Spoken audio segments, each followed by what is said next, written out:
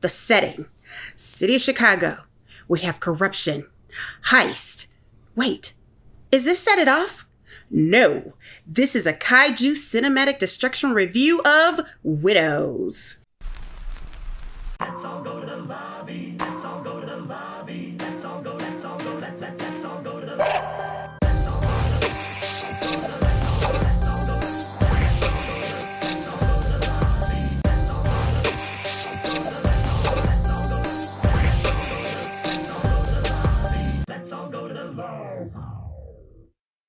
If this whole thing goes wrong, I want my kids to know that I didn't just sit there and take it.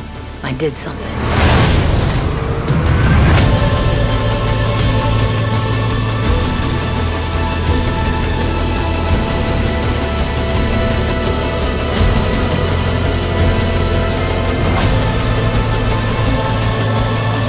Now, the best thing we have going for us is being who we are. Why? Because no one thinks we have the balls to pull this off. Woo! This movie is a banger. Jesus Christmas. Steve McQueen, you okay, so before the movie even started. I was gonna say, before we even start, I have to say this. Viola Davis. Ooh, you own one. She is the shiznit. She is the HBIC of Hollywood. And Steve McQueen. Now, so apparently, we got a little blurb before the movie started. Mm-hmm. This was a passion project of his. Like, he said he's been writing this since he's been in his childhood home. Yeah, for a while, and now he gets a chance to direct. Yeah, he brought it to fruition. This movie that he's been writing and crafting together, and you can really feel that there is a lot of passion and a lot of detail and a lot of heart in this movie, because the reviews just made it seem like it was going to be 4 women just kicking ass and taking names and going up against the establishment. Oh no, this movie went all over the place, but still kept a cohesive story. Like it went to levels of political corruption, police brutality, colorism, everything, and like it still captivated.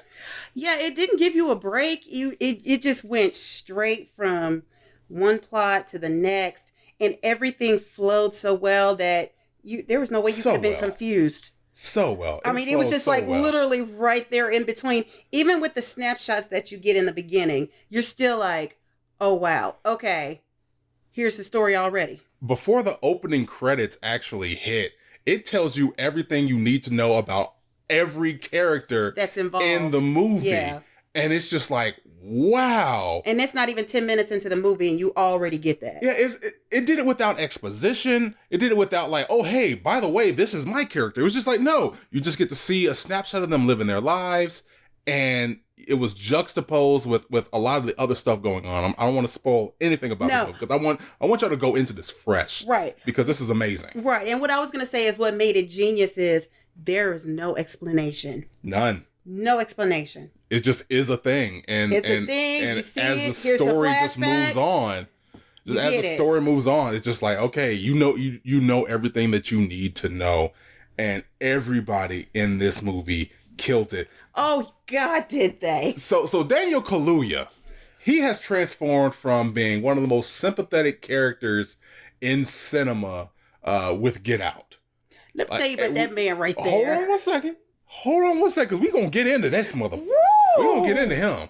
But like, Get Out comes out and everybody's like, okay, this is Daniel Kaluuya. We're all super sympathetic with him because you know, white chicks and white family trying to kill him. And like, we get it and we love you. We love everything about you. Black Panther hits and he's kind of a dick bag, but it's, again, still kind of sympathetic because we understand about how all of that loss that you felt makes it hard for you to see the forest for the trees. This movie, this motherfucker needs to die. I kind of didn't.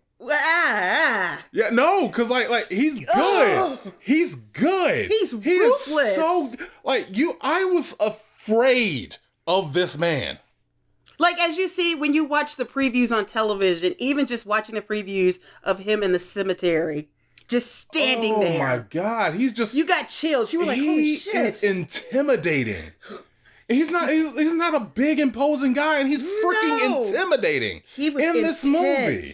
He was very intense. Incredibly intense. And another actor, D, explain to us. The Brian other actor Tyree Henry. from Atlanta. Yeah, Paperboy. Whoa. Okay, so here's the thing, because like they play brothers. You got Daniel Kaluuya playing Jatem, and Brian Tyree Henry playing Jamal. Yeah. And the whole time you expect Henry to be the one that is like, you know, hard to pin down and so unhinged, but he is so well put together in this movie that like you don't want to mess with him. You really don't want to mess with him, but that's because there's a lot of respect given to the way he handles himself, the way he carries himself. Yeah. Daniel Kaluuya, on the other hand, every time he's on screen, you're like, somebody's about to get effed up. Very. And he just did it in a way that you were like, dude, that's effed up for real. Seriously, that's effed up. What are you doing? Like, the reason why we're bringing these two up is because everybody did, as we said, everybody did an amazing job. Whenever they were on screen, though, they stole the show. Matter of fact, there is actually a scene where Henry doesn't say a single freaking word, and all of the energy is just coming from him, just staring at the actor across the street from across the set from him, and it just exudes an energy that just makes you go, holy crap! I'm expecting some witty one-liner or something to be like, ooh, nope. Like, he doesn't say a single freaking word, and the whole scene is completely stolen by him as a result. Yes, like I said, with this movie, there is no explanation for anything. None. It does a good ass job. It doesn't try to bog you down with exposition. No. The way that they handle the flashbacks to put some context between every character and their motivations, and there's a lot of context to be had because there's a lot of gut punches in this movie. There's a lot of gut punches that just hit you right in the heart. It hits you right in that chest. It's just like, man, that's really effed up. And it does it in such a way that it doesn't break up the flow of the movie. No. It blends in nicely. Like, there are scenes where Viola Davis and Liam Neeson are playing together, and it's no spoiler that Liam Neeson dies. Like, everybody's husband dies. And you have scenes where it's Viola Davis like laying in bed, and it'll be interspersed with scenes of her laying beside Liam Neeson, and they'll cut back and forth, but it'll do it in such a way that's not disorienting. It makes you feel her loss. Yeah. And it does that throughout the entirety of the movie. Yeah, it does. Because the majority of the movie is through Viola Davis's character's eyes. It is. So, of course, we want to focus more on that, but it does it in little instances with the rest of the widows. Oh, it does too, yeah, because it kind of gives you just a little bit of insight of what the other widows were dealing with in their, I'm going to say normal life, because after shit hits the fan, it was no longer normal. Oh, yeah. So, yeah, you do get like snippets of their normal life, and then that's it. But you understand it, it's clear, there's no confusion, it's just like, okay, well, there you go. It is incredible the way that they handle a lot of this, and like, it doesn't try to make every character, every one of the dead husbands sympathetic. Because they all had their flaws. They all had a lot of flaws. Now they were intelligent with the way that they showed everybody's flaws. Yeah. Because like, you have some people who were grifters, and some people who were abusive, and some people who just like weren't there. Yeah. But the way that they handled Viola Davis and Liam Neeson's relationship, they made it seem like a storybook relationship. But then as the movie continued on, you start to see the cracks here and there. You start to see what moments made it hard for the relationship to continue, and it drew you in even more, because otherwise you just be like, okay, I don't care. It's like, okay, they're perfect. Everything is perfectly fine. And it's just like, she just just happens to be in a bad situation. No, like it really pulls you into their world.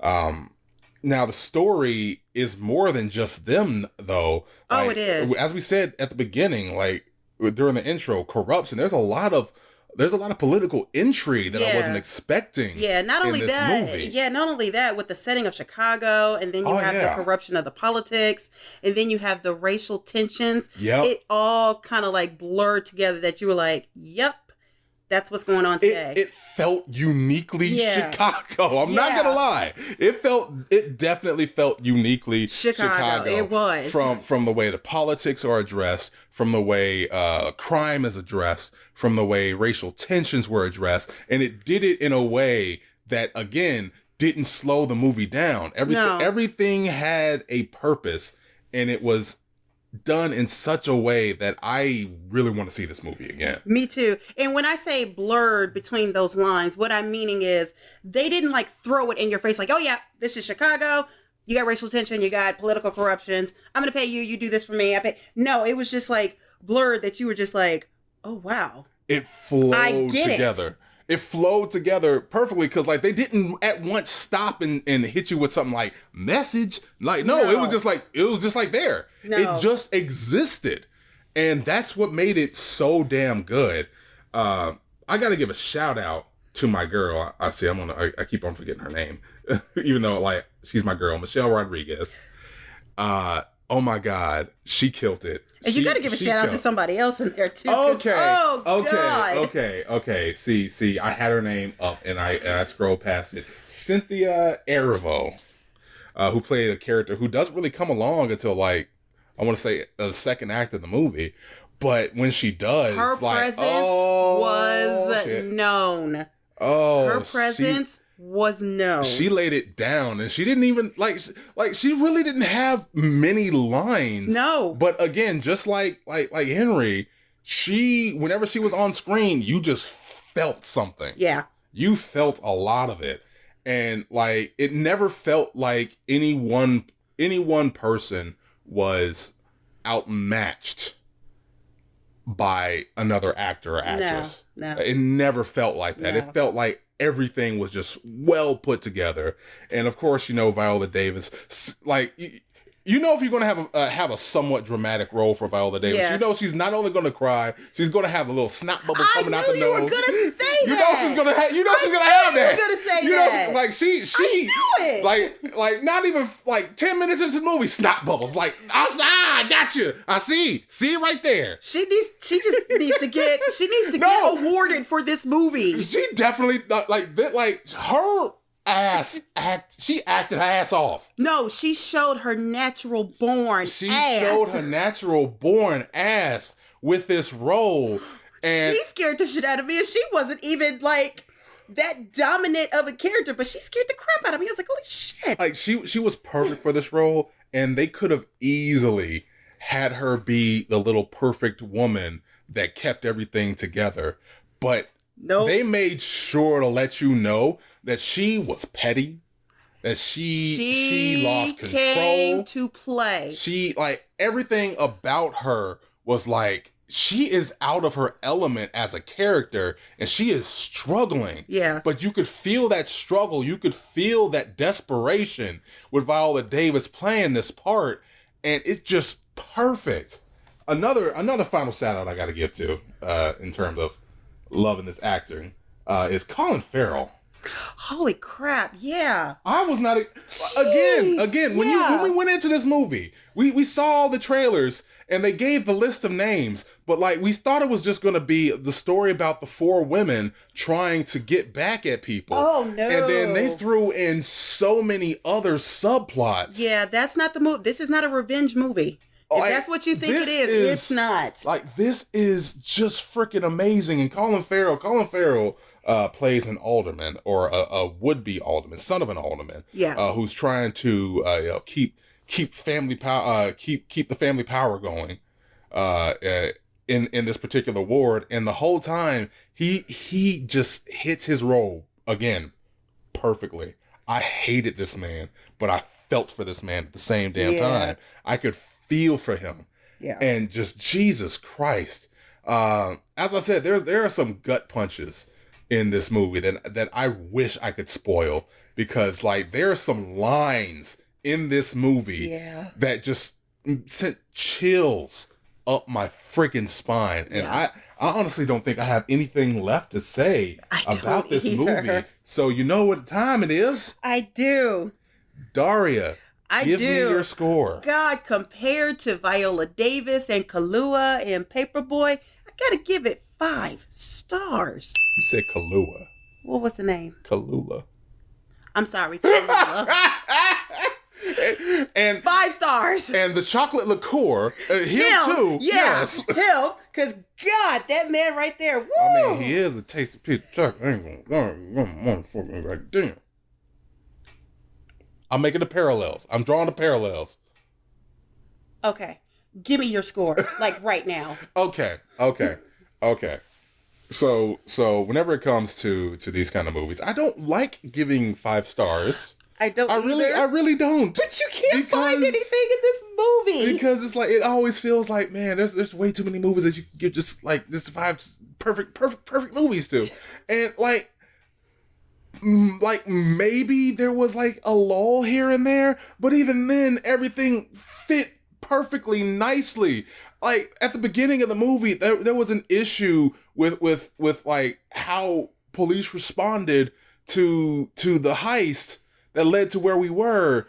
And I was like, okay, I don't like that. And then later on in the movie, it's like, nope, explained. And it's like, holy crap. You're right, because now at this point, you go into just reaching. Yeah. Because you can't necessarily find anything. I can't come up with any reason why you can't give this movie 5 freaking stars.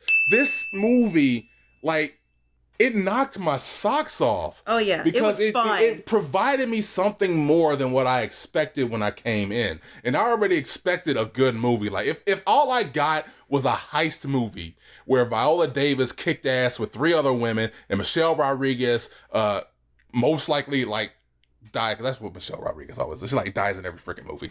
Like, if that's all I got out of this movie going in, I'd have been perfectly fine. I'd have been happy. I'd have been way happy. But they threw like so much shit into this that you're just like, I want everything. Yeah. I want to expand on this world. Yeah. That's why it was like, this is not a revenge movie, if that's what you were thinking. Oh, You're yeah. thinking the widows, the husbands did something. No, that is not what you're going to get. Not at all. Nope. Like, not at all. Everything just works perfectly. I got 5 stars.